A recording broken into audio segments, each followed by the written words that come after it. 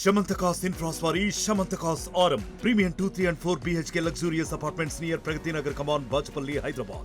పేదల కోసం ఎన్ని కేసులైనా పెట్టుకోండి, పోరాటం చేస్తానన్నారు. హైడ్రా అధికారులపై ఆగ్రహం వ్యక్తం చేశారు. ప్రస్తుతం మనం దానం నాయందుతో ఉన్నాం. మరిన్ని వివరాలు వారిని అడిగి తెలుసుకునే ప్రయత్నం. చెప్పండి. నేను ఎవరి మీద ఆగ్రహం వ్యక్తం చేయలేదు. నేను హైడ్రా సంస్థ వచ్చినప్పుడే హైదరాబాద్లో అన్యాక్రాంతమైనటువంటి ప్రాంతాలు కానీ, అదేవిధంగా చెరువులు కుంటలు కబ్జా అయినటువంటి ప్రాంతాలు కానీ మూసి ప్రక్షాళన విషయంలో ముఖ్యమంత్రి గారు ఒక నిర్మాణాత్మకమైనటువంటి ఆలోచనతోని ముఖ్యమంత్రి గారు తీసుకున్నటువంటి నిర్ణయానికి నేను మొట్టమొదటిగా మాట్లాడే వ్యక్తిగా స్వాగతించాను.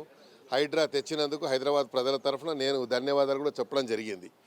రెండో ఇష్యూ ఏంటంటేనేమో ఇప్పుడు చేసి నిన్న జరిగాది ఎఫ్టీఎల్ కింద జరిగినటువంటి దాన్ని నేను కూడా స్వాగతిస్తున్నా. I welcome the decision of the Hydraa commissioner అనుకోండి, లేకుంటే హైడ్రా ఎవరైతే చైర్మన్ అనుకో, ఇన్ఛార్జ్ అనుకోండి, వాట్ ఎవర్, వారిని కూడా స్వాగతిస్తున్నాను. నేనేమంటే ఇంకా చాలా ప్రాంతాలు ఇలా ఉన్నాయి. కొన్ని మేము అప్పట్లో కంప్లైంట్ ఇచ్చినట్టు రోడ్లు ఆక్రమించుకొని కట్టినట్టు ఉన్నాయి. అవి కూడా మీరు చర్యలు తీసుకోవాలి. ప్రధానంగా నేను వ్యక్తిగతంగా ఏది కాదు, అక్కడ పార్క్ విషయంలో కూడా నేను ఇప్పుడు కూడా సేమ్ మాట మీదనే చెప్తున్నా. పార్కులు ఎవరు కబ్జా చేసినా చర్య తీసుకోవాలి, కేసులు పెట్టాలి. కానీ నా మీద అక్కడున్న విజయ్ కుమార్ డీసీపీ అనే వ్యక్తి ఉద్దేశపూర్వకంగా పార్లమెంట్ ఎలక్షన్ కంటే ముందు నుంచి, అప్పుడు ఎమ్మెల్యే ఎలక్షన్ అయినప్పటి నుంచి ఇప్పటి వరకు 10 కేసులు పెట్టాడు. సంబంధం లేకుండా 41 CRP నోటీసులు ఇచ్చాడు, సంబంధం లేకుండా ఇచ్చాడు. నేను ఎమ్మెల్యేగా పోయినాను, పోయే బాధ్యత నాకు ఉంటుంది. ప్రజలు ఆవేదన వ్యక్తం చేసినప్పుడు ప్రజా సమస్యల మీద స్పందించే బాధ్యత నాకు ఉంటుంది. నేను అలాగే పోయాను. నేను ఎందుకు వచ్చాను, ఎమ్మెల్యే వచ్చాడని చెప్పి విజయ్ కుమార్ డీసీపీ పెట్టాడు. డీసీపీ విజయ్ కుమార్ సొత్తేం కాదు, హైదరాబాద్ సిటీ. కాబట్టి నేను బాధపడతా ఉన్నాను. దీని మీద ముఖ్యమంత్రి గారు కూడా స్పందించాలి, అవసరం ఉంది.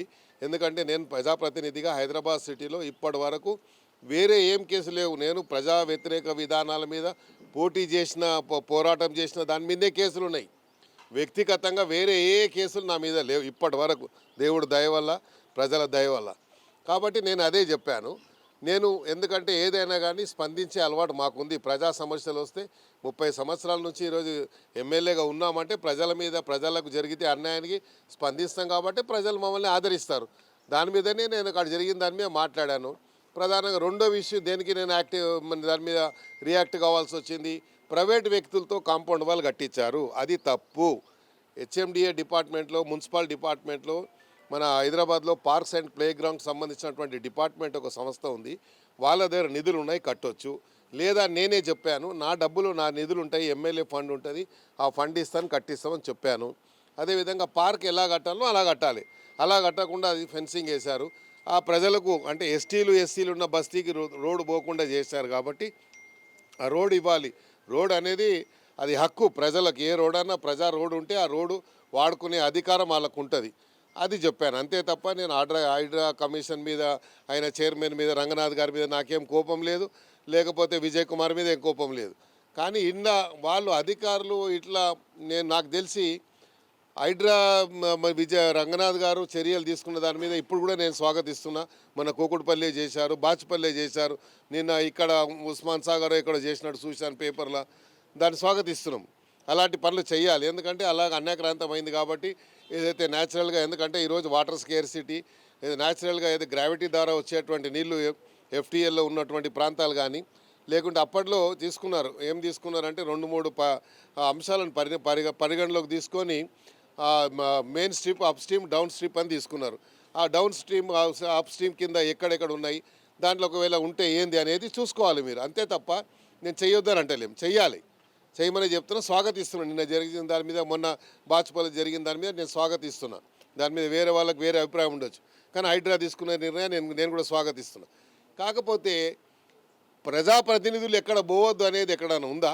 పోవాలి. మేము తెలంగాణలో కాదు, ఈ రాష్ట్రంలో ఎక్కడ పోయినా, ఏ జరిగినా పోయే అధికారం నాకుంది. ప్రజా సమస్యల మీద స్పందించే అధికారం నాకుంది. అది స్పందిస్తూనే ఉంటాం. ఇలాంటి విజయ్ కుమార్ 100 కేసులు పెట్టినా భయపడేది లేదు. బస్తీలను అడ్డం పెట్టుకొని కొంతమంది కబ్జా చేసే రాజకీయ నాయకులు ఉన్నారు. వారి పట్ల మేము ఊరుకోమని చెప్పి చర్య తీసుకోమని, అలాంటి వారు ఎవరు ఉంటే తీసుకోమనండి. ప్రభుత్వం చెప్పింది, ప్రభుత్వ స్థలం ఉంటే వాళ్ళకి అధికారం ఉందా లేదా, ఎల్ఆర్ఎస్ కింద పెట్టుకున్నారా లేదా, అలా కూడా కబ్జా చేసుకుంటే ప్రజాప్రతినిధులున్నా ఎవడున్నా యాక్షన్ తీసుకోవాలి. మేము కూడా వెల్కమ్ చేస్తాం, తీసుకోమని చెప్తున్నాం. ఇప్పుడు కూడా నేను కేటగారికల్గా చెప్తున్నా, అలా చర్యలు తీసుకోమనే చెప్తున్నాం. వద్దని ఎక్కడ చెప్పం కూడా. చెప్పము. ప్రజలు కూడా ఎవడన్నా అలా పనిచేస్తే నేను హెచ్చరించిన వాళ్ళలో మొదటి వ్యక్తి నేను. అలాగా మేము చెప్పినటువంటి సందర్భాలు ఎన్నో ఉన్నాయి. మేము ఎవరికైనా దాన్ని చెప్తాం. అదే ప్రాంతంలో ఒక బస్వరాజ్ అనే వ్యక్తి మన ఇంటి వెనుకనే మొత్తం గార్డెన్ వేసుకొని కబ్జా చేసుకుంటే అదెందుకు గులగొట్టలే, దాని మీద చర్య తీసుకోలే. ఆ వినాయకరావు అనే వ్యక్తి వాని ఇంటి మీద పార్క్ ఉంటే పార్క్ కింద సర్వెంట్ క్వార్టర్లో కట్టుకుండు, అదెందుకు యాక్షన్ తీసుకోలే. మేము అది డిమాండ్ చేస్తున్నాం. ఇది తీసుకున్న సంతోషమే, ఇది వద్దంటలేం. తీసుకోవాలని నేను డే 1 నుంచి అదే చెప్తున్నా కదా. వాడు బస్వరాజు కట్టుకున్న దాన్ని వెనకకి ఎందుకు కట్టలే ఇప్పటిదాకా, తర్వాత కొడతారంట. ఇప్పుడు మన పేద ప్రజలకు దారి మూస్తారు కానీ వేరే మాత్రం దారి మూయరా. ఓకే, ఫైనల్గా అంటే పేదల కోసం తాను పోరాటం చేస్తాను, హైడ్రా విధానాలకు నేను వ్యతిరేకం కాదని దానం నాగేందర్ చెప్పారు. కెమెరామెన్ జాఫర్తో సాగర్, RTV హైదరాబాద్. మరిన్ని వీడియోస్ కోసం ఛానల్ ని సబ్స్క్రైబ్ చేయండి, లేటెస్ట్ అప్డేట్స్ కోసం వాట్సాప్ ఛానల్ ని ఫాలో చేయండి అండ్ లింక్ డిస్క్రిప్షన్ లో ఉంది.